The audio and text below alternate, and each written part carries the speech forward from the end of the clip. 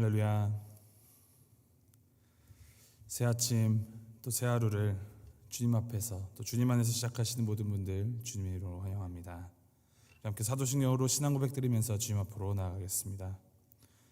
전능하사 천지를 만드신 하나님 아버지를 내가 믿사오며 그 외아들 우리 주 예수 그리스도를 믿사오니 이는 성령으로 잉태하사 동정녀 마리아에게 나시고 본디오 빌라도에게 고난을 받으사 십자가에 못 박혀 죽으시고 장사한 지 사흘 만에 죽은 자 가운데서 다시 살아나시며 하늘에 오르사 전능하신 하나님 우편에 앉아 계시다가 죄로서 산 자와 죽은 자를 심판하러 오시리라. 성령을 믿사오며 거룩한 공회와 성도가 서로 교통하는 것과 죄를 사하여 주시는 것과 몸이 다시 사는 것과 영원히 사는 것을 믿사옵나이다. 아멘. 찬송가 250장 우리 함께 찬양합니다. 250장 구주의 십자가 보혈로 함께 찬양하시겠습니다.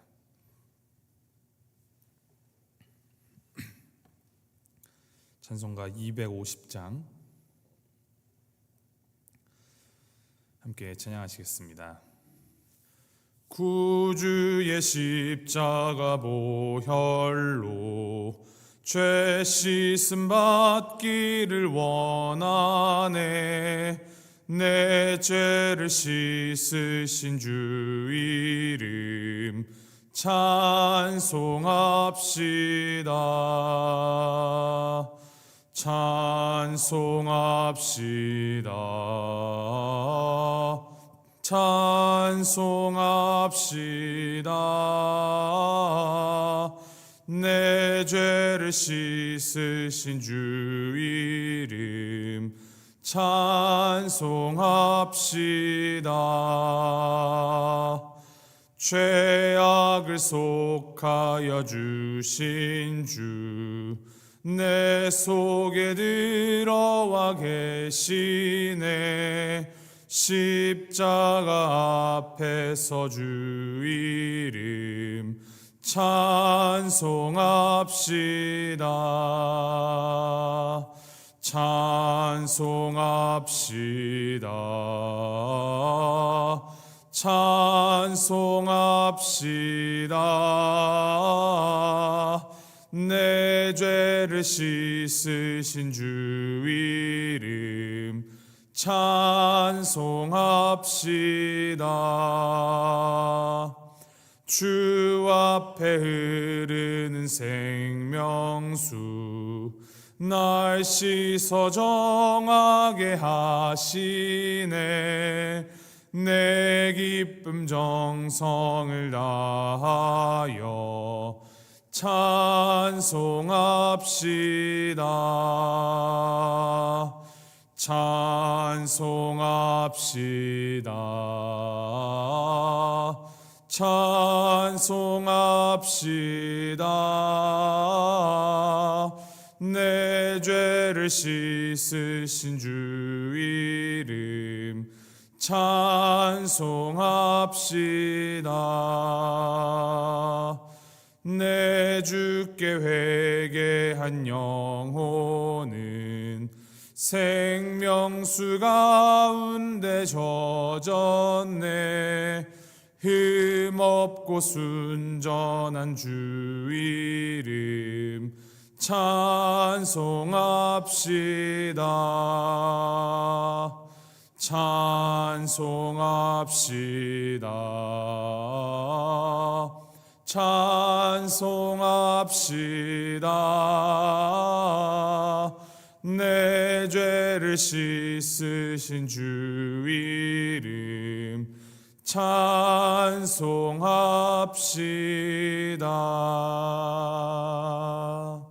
아멘. 하나님의 말씀 함께 봅니다. 요한복음 19장 31절부터 42절까지 말씀입니다. 요한복음 19장 31절부터 42절까지 말씀 우리 함께 한 목소리로 봉독하시도록 하겠습니다. 요한복음 19장 31절부터 42절까지 말씀 우리 함께 봉독합니다. 시작. 이날은 준비일이라. 유대인들은 그 안식일이 큰 날이므로 그 안식일에 시체들을 십자가에 두지 아니하려 하여 빌라도에게 그들의 다리를 꺾어 시체를 치워달라 하니, 군인들이 가서 예수와 함께 못 박힌 첫째 사람과 또 그 다른 사람의 다리를 꺾고 예수께 이르러서는 이미 죽으신 것을 보고 다리를 꺾지 아니하고, 그중 한 군인이 창으로 옆구리를 찌르니 곧 피와 물이 나오더라. 이를 본 자가 증언하였으니 그 증언이 참이라. 그가 자기의 말하는 것이 참인 줄 알고 너희로 믿게 하려 함이니라. 이 일이 일어난 것은 그 뼈가 하나도 꺾이지 아니하리라 한 성경을 응하게 하려 함이라. 또 다른 성경에 그들이 그 찌른 자를 보리라 하였느니라. 아리마대 사람 요셉은 예수의 제자이나 유대인이 두려워 그것을 숨기더니 2일 후에 빌라도에게 예수의 시체를 가져가기를 구하매 빌라도가 허락하는지라. 이에 가서 예수의 시체를 가져가니라.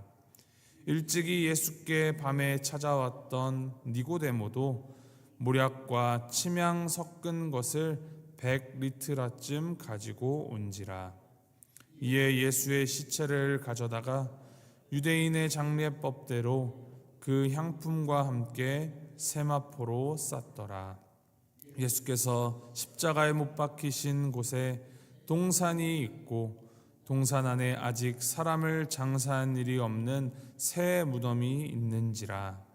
이날은 유대인의 준비일이요 또 무덤이 가까운 고로 예수를 거기 두니라. 아멘. 오늘 우리가 함께 읽은 말씀에는 십자가에 못 박혀 죽으신 이 주님의 죽음과 관련한 두 장면이 전개가 됩니다.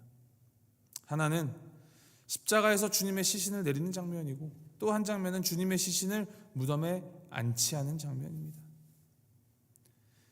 이 죽음의 장면 가운데 이 주님의 시신, 주님의 죽음을 대하는 모습이 또 너무나 대조적으로 나타납니다. 먼저는 이 주님의 시신을 치워달라고 요구하는 유대인들의 모습이 비추어집니다. 유대인들은 이 안식일의 주인이신 하나님의 아들을 죽였습니다.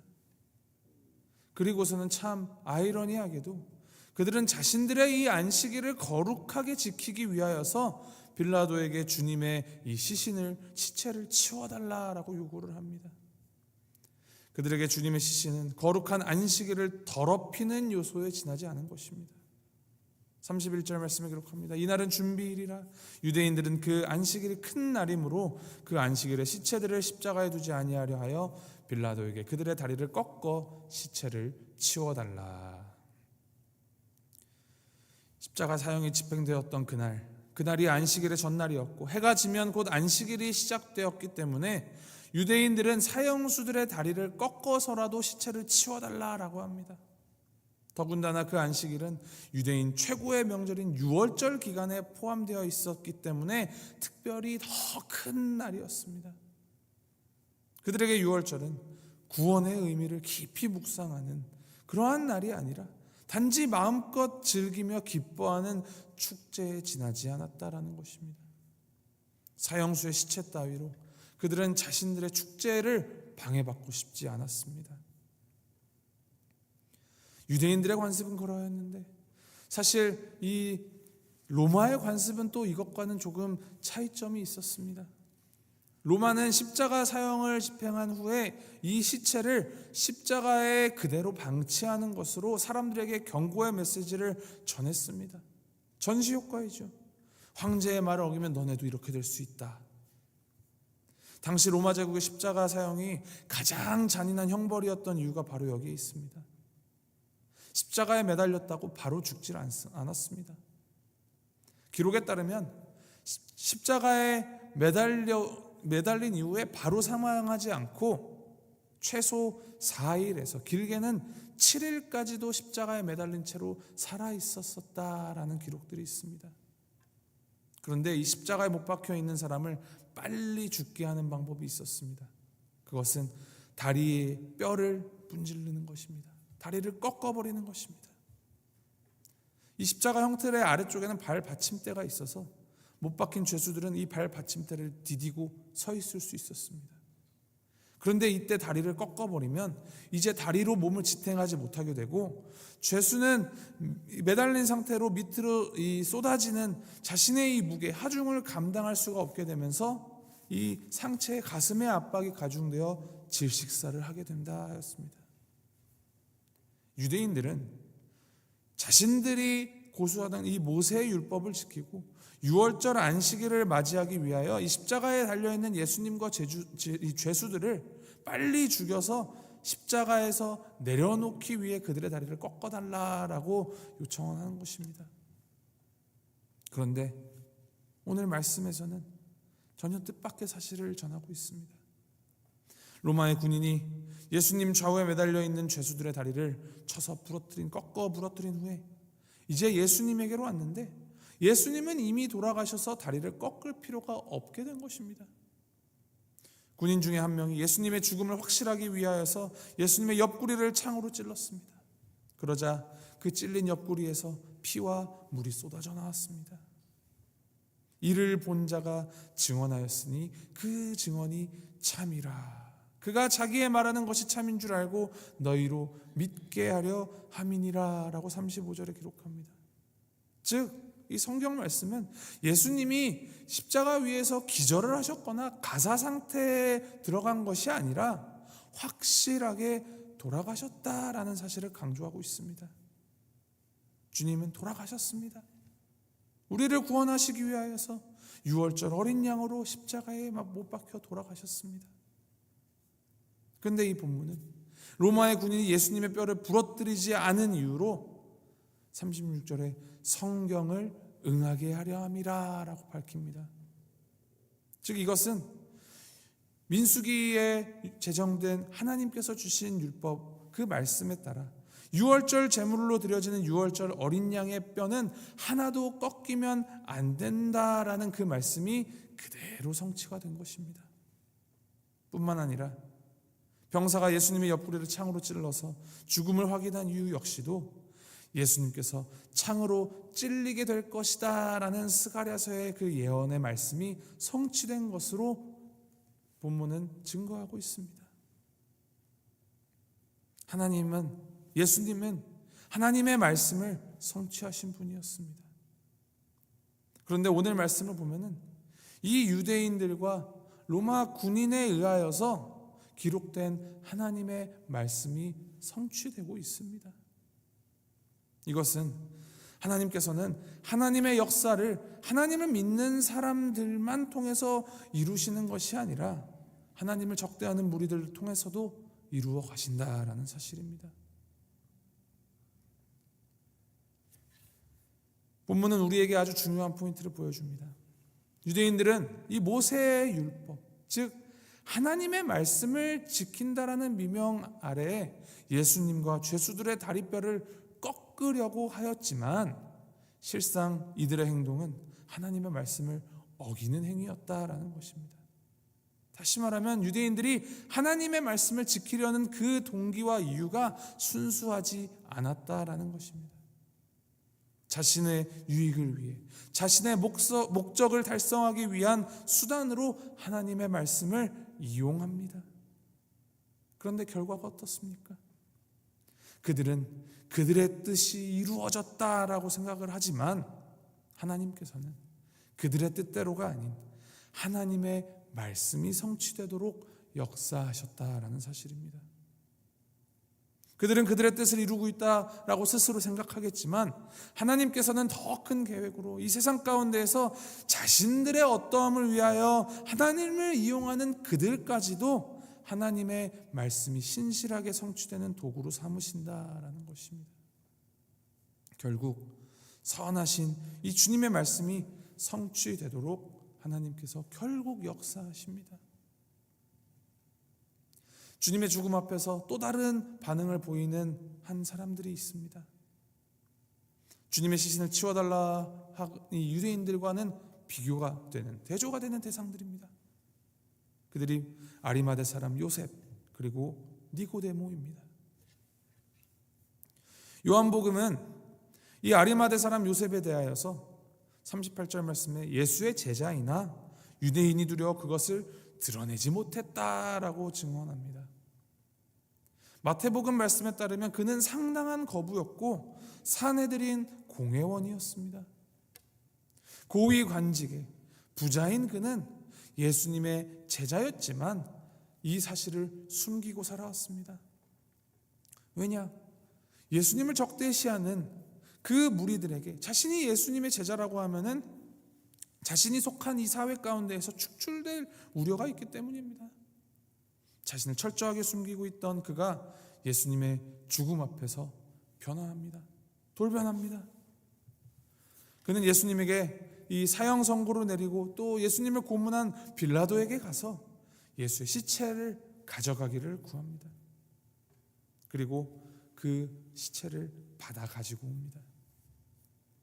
그가 예수님의 시체를 가져간 이유는 자기를 위해 예루살렘 근처에 마련했던 그 무덤, 동굴의 새 무덤에 예수님을 장사 지내기 위함입니다. 그리고 또 니고데모가 등장합니다. 니고데모는 바리새인이고 유대인의 관원이며 또 이도 사내들인 공회원이었습니다. 니고데모는 일찍이 이 사람들의 시선을 피하여서 밤에 예수님을 몰래 찾아와서 거듭남에 대한 질문을 했었던 자입니다. 그랬던 그가 유대인의 관례대로 예수님을 장사하기 위해 모략과 침향 섞은 것을 100리트라 가지고 옵니다. 산헤드린 공회는 당시 유대 사회의 최고 의결기관으로 예수님을 죽음으로 몰아세운 집단입니다.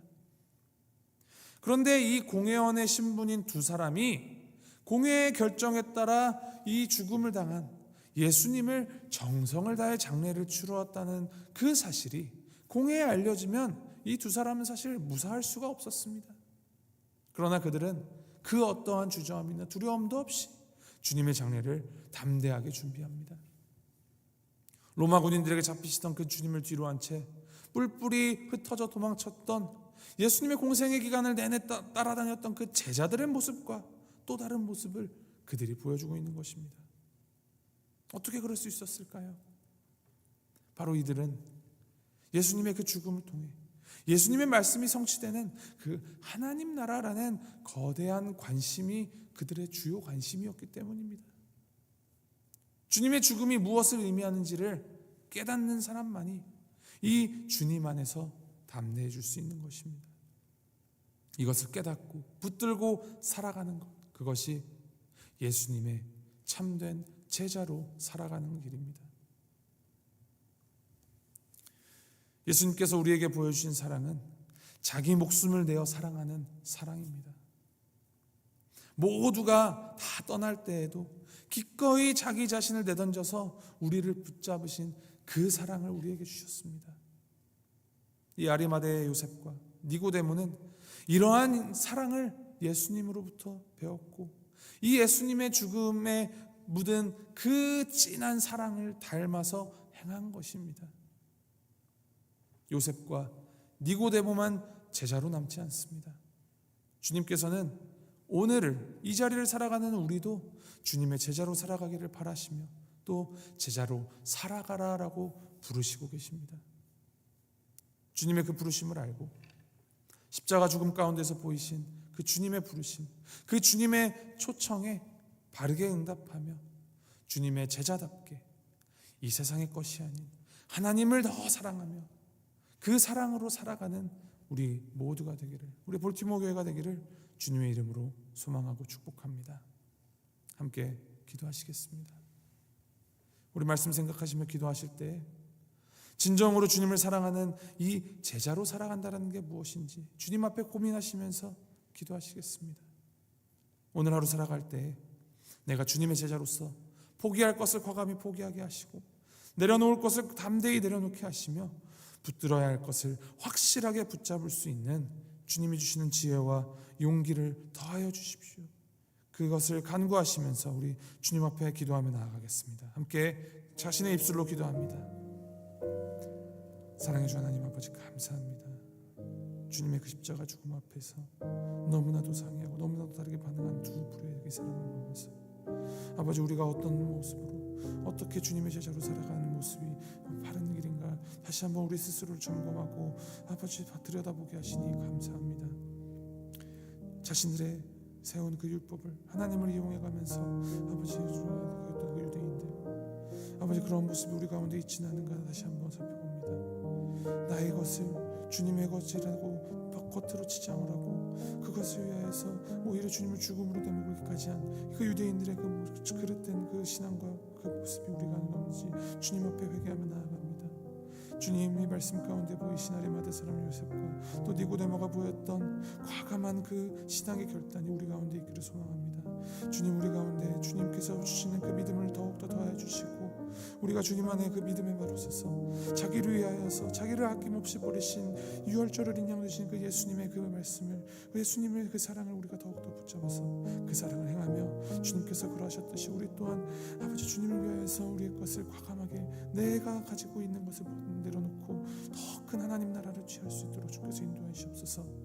악인들을 통하여서도 그 모든 인간의 상상할 수 없는 계획 가운데서 이루시는 주님의 그 말씀 아버지 신실하신 주님을 우리가 항상 의지하면서 역사하시고 또 운행하시고 인도하시는 그 하나님을 온전히 신뢰하며 나아가는 우리가 될 수 있도록 주님의 그 제자들로 살아갈 수 있도록 주님께서 인도해 주시고 붙잡아 주시옵소서. 주님 감사합니다. 하나님 아버지, 주님께서 지신 그 십자가 구약의 말씀들을 통하여서 이미 계시된 그 예언의 성취였음을 보게 하시니 감사드립니다. 주님께서는 자신의 그 모든 생각을 인간적인 생각을 다 버리시고 하나님의 뜻에 온전히 순종하심으로 온 인류의 영원한 구주가 되셨고 그 십자가는 용기가 없어 숨어서 믿던 사람들에게까지도 용기를 주어 참 믿음의 사람으로 일으켜 세웠음을 보게 하시니 주님 감사합니다. 주님, 우리도 그들처럼 주님의 그 십자가를 온전히 바라보며 하나님 나라의 소망을 품고 우리가 때를 얻든지 때를 얻지 못하든지 주님께서 허락하신 이 구원의 은혜를 자랑하며 주님께서 우리에게 주신 그 복음의 일꾼으로 살아가도록 인도하여 주시옵소서. 주님의 제자로 살아가도록 주님 붙들어 주시옵소서.